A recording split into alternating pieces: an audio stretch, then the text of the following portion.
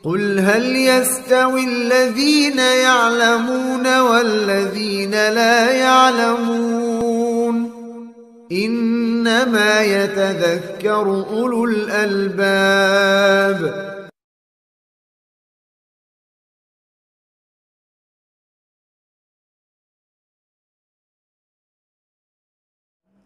Baik, kita akan mengenal tentang nama dan lakob-lakobnya. Kelompok ini yang masyhur disebut Khawarij. Kenapa disebut Khawarij? Karena mereka diambil kalimat khuruj. Khawarij itu diambil dari kalimat khuruj. Khuruj di sini artinya memberontak kepada pemimpin yang sah dari pemimpin kaum muslimin. Yang kedua, mereka juga disebut Al-Muhakkimah, karena mereka memberontak disebabkan tahkimnya Ali radhiyallahu anhu dengan Muawiyah. Mereka juga disebut Al-Haruriyah, karena mereka kemunculannya berasal dari satu desa di Kufah, namanya desa Harura. Mereka juga disebut kelompok Nahrawan, karena pemberantasan Ali ketika memerangi Khawarij itu perangnya disebut Nahrawan. Mereka juga disebut Al-Mariqah, yang melesat dari Islam, karena Rasul yang mengatakan yamruquna minad din kama yamruqus sahmu minar ramiyah. Mereka melesat dari agama seperti melesat anak panah dari busurnya. Mereka juga disebut Al-Mukaffirah, yang suka mengkafir kafirkan orang di luar kelompoknya. Kemudian mereka juga disebut Sabaiyah, karena cikal bakal orang Khawarij pun didirikan oleh Abdullah ibn Sabah, maka disebut Sabaiyah.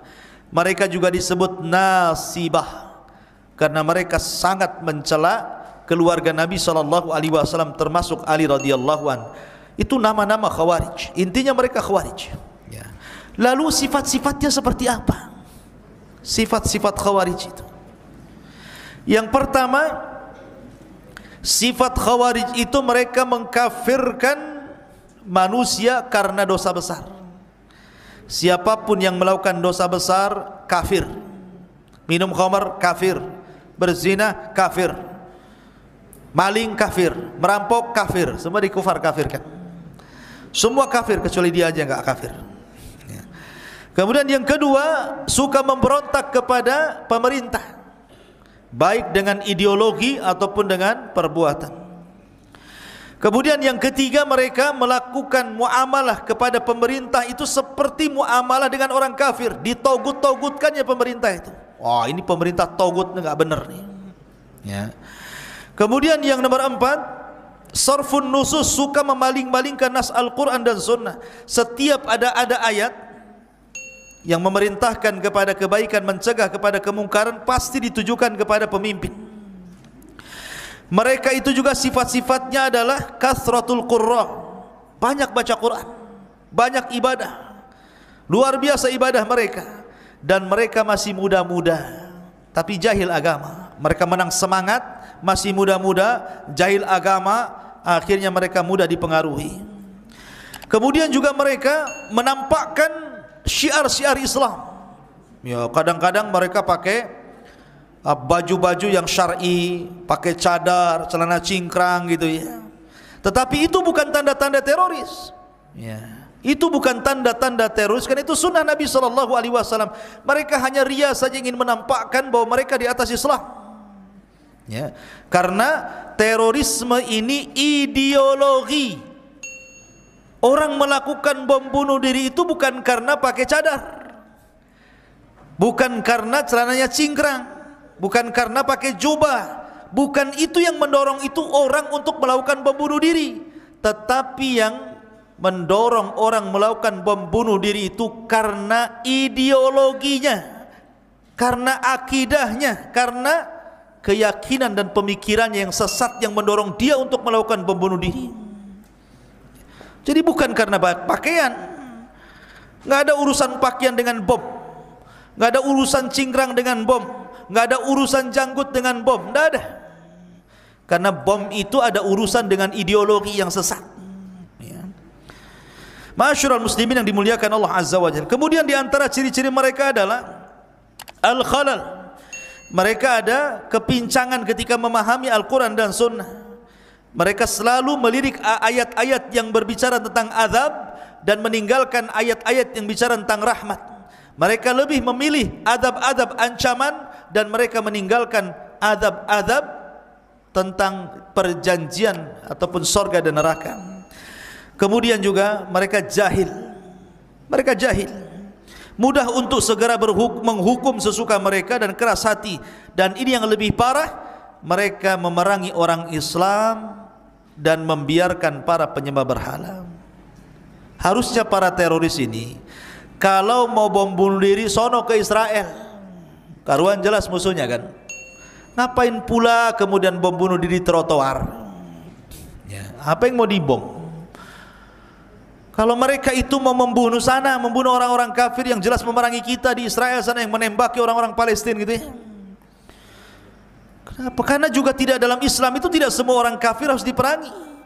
Ada orang kafir yang wajib dilindungi seperti kafir dhimmi, kafir bertetangga dengan kita, dia non muslim, wajib dilindungi. Kafir musta'man, kafir-kafir yang dari luar ingin ke Indonesia, ingin jalan-jalan, lindungi. Ataupun kafir mu'ahad, kafir yang ada perjanjian, negara kafir bekerjasama dengan negara Islam, lindungi. Kecuali kalau dia sudah angkat parang, angkat pedang, angkat pisau, mau nusuk, lain ceritanya. Tak mungkin ditusuk antum diam saja. Ya, pasti dia melawan kan gitu ya. Kalau mereka sudah mengangkat senjata, baru kita angkat senjata, itu namanya kafir harbi. Itu yang diperangi. Ya. Masyarul muslimin, yang kemudian mereka juga ghulu, ekstrim terhadap agama. Dan mereka juga tidak suka dengan para ulama. Sejak dulu Khawarij itu tidak ada sahabat Rasul, tidak ada ulama di balik mereka, tidak ada fuqaha di balik mereka. Mereka hanya kumpulan anak muda yang semangat tapi sesat, akhirnya kemudian melakukan aksi-aksi yang tidak terpuji dalam Islam. Makanya Syekhul Islam Ibnu Taimiyah mengatakan la lil islami nasaru wala lil kuffari kasaru. Perbuatan mereka itu tidak menolong umat Islam, ya juga tidak menghancurkan orang kafir.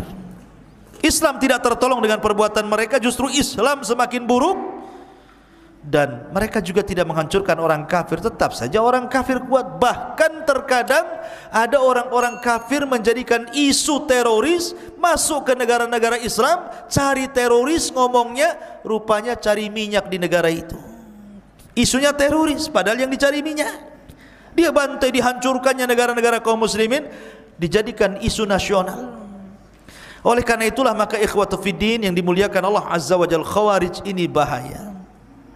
Ingat, saya nasihatkan, kenapa saya lebih nasihat malam ini khusus bicara Khawarij, ikhwan. Karena sasaran orang Khawarij itu usia-usia kayak antum ini. Bukan orang-orang yang sudah tua, kayak antum ini, apalagi di zaman sekarang ini, zaman globalisasi, yang dekat menjadi dekat sekali, yang jauh juga menjadi dekat gara-gara handphone, Facebook, YouTube, macam-macam, sehingga informasi mudah diserap. Maka kalau kita tidak dibekali pemahaman ini, dikhawatirkan antum pulang main YouTube, main handphone, akhirnya masuk ke web mereka, pulang bukan ke Jabal Uhud, naruh bom pula dalam perut, ya kan? Kita tidak tahu. Makanya ini pemahaman ini akan terus berjalan. Maka antum yang sudah ngaji malam ini, kasih tahu keluarganya.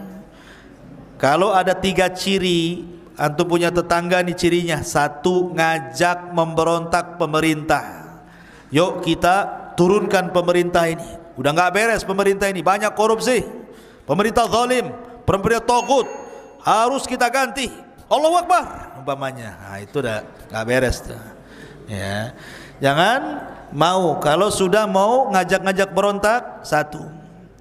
Yang kedua, kalau sudah mengkafir kafirkan pemerintah.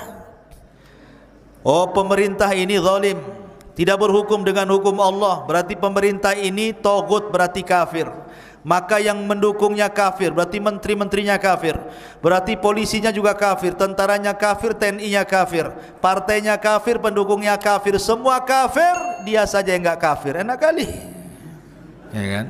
Semua kafir, dia tak kafir. Ini kalau sudah kufar kafir, hati-hati. Nah, ini ideologi yang kedua Khawarij. Yang ketiga nih, kalau sudah ngajak bom bunuh diri. diiming-imingi nanti langsung masuk surga. Kata siapa? Yang ada orang yang dicetak orang Khawarij untuk menjadi para pelaku bom bunuh diri itu sebenarnya sedang disiapkan untuk menjadi kilabu ahlin nar, anjing-anjingnya neraka, kata Rasulullah.